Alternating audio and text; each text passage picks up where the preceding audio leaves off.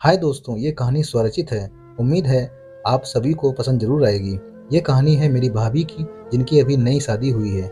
भैया काम के चलते बाहर लखनऊ में रहते हैं, वहीं जॉब करते हैं। मैं राज और मेरी भाभी श्रुति माँ पापा और मेरी बहन रूही के साथ कानपुर में रहती हैं। भाभी की उम्र कुछ 22 साल की है और वह बहुत सुंदर हैं। मैं उनसे हंसी मजाक करता रहता हूँ, वो भी बहुत मजाकिया हैं। एक दिन की बात है, श्रुति भाभी नहाने गई और अपने कपड़े ले जाना भूल गई।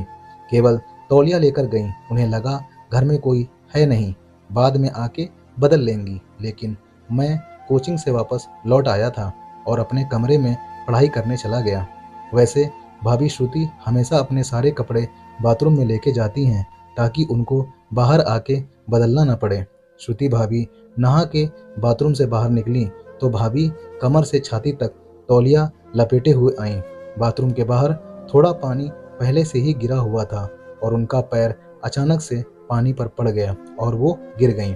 अचानक गिरने से उनके शरीर का तौलिया खुल गया और वो एकदम वस्त्रहीन जमीन पर पड़ी थीं और कराह रही थीं। मैंने कराहने की आवाज़ सुनी तो देखा भाभी पूरी वस्त्रहीन होकर जमीन पर गिरी हुई हैं। मुझे समझ में नहीं आ रहा था कि क्या करूं। ऐसा बदन मैंने पहले कभी नहीं देखा था। मेरे अरमान जागने लगे, पर मैंने कंट्रोल किया और भाभी को उठाकर खड़ा किया और तौलिया लपेटा।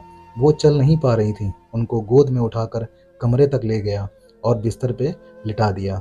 उनके शरीर में पानी की बूंदें मुझे मदहोश कर रही थीं, पर मैंने बहुत कंट्रोल किया और उनके कपड़े देकर बाहर आ गया। भाभी को भी शायद मन हो रहा था, पर कुछ कहा नहीं मुझसे। और उस दिन के बाद भाभी मुझे अजीब नज़रों से देखती हैं, क्योंकि उनके मन में कामुकता जाग गई थी, क्योंकि मैंने उन्हें पूरा वस्त्रहीन देख लिया था। लेकिन दूसरे दिन भैया वापस आ गए और भाभी को ढेर सारा प्यार किया। पर वो नज़ारा आज भी मेरे दिमाग में बैठा हुआ है। अगर भाभी मुझे अपने पास बुलाती तो शायद उस दिन हमने हद पार कर दी होती। ये छोटी सी कहानी कैसी लगी कमेंट जरूर बताइएगा और चैनल को लाइक सब्सक्राइब और शेयर जरूर कीजिएगा। अगर आप मेरी जगह होते तो क्या करते, कमेंट में वही बताइएगा। मिलते हैं अगली कहानी, तब तक के लिए जय हिंद जय भारत। कहानी अच्छी लगी हो तो चैनल पक्का सब्सक्राइब कीजिएगा। जय हिंद।